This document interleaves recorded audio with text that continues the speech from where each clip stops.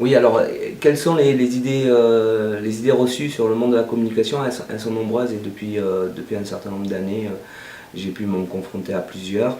Il y en a une que je retiens souvent, c'est celui de la sincérité, un petit peu le communicant qui manipule son public et qui utilise les mots pour pouvoir arriver à ses fins. Alors c'est vrai que ça existe, c'est vrai qu'on voit notamment dans le milieu politique ou audiovisuel, beaucoup de choses dans ce sens-là.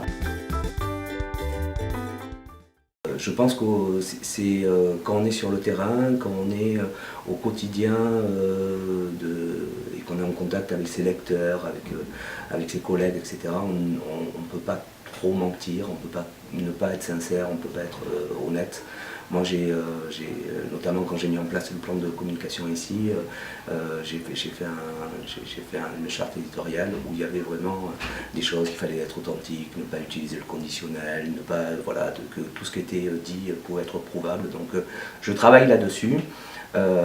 Après, c'est évident que il y avait une expression que j'aimais beaucoup d'un ancien directeur du Monde qui disait la communication, c'est le contrôle de l'information. Donc c'est vrai que quand on est sur des postes sensibles, à l'heure actuelle je suis rattaché au directeur général des services avec de l'information sensible qu'il ne peut pas diffuser. C'est vrai qu'il y a une partie un petit peu de mise en scène, de storytelling de plus en plus dans la communication.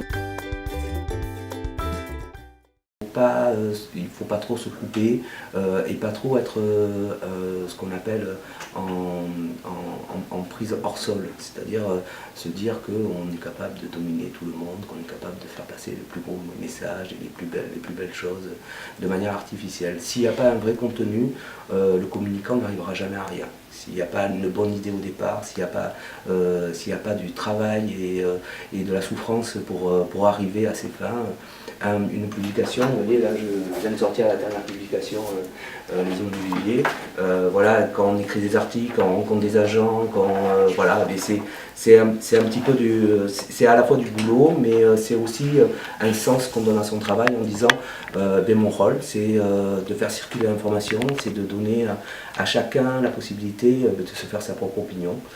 Voilà, on construit aussi, on est avec des citoyens et on construit aussi une pensée collective. Donc c'est important, on est simplement un maillon et on n'est pas le chef d'orchestre. Et il faut savoir aussi rester humble par rapport à ça. Voilà.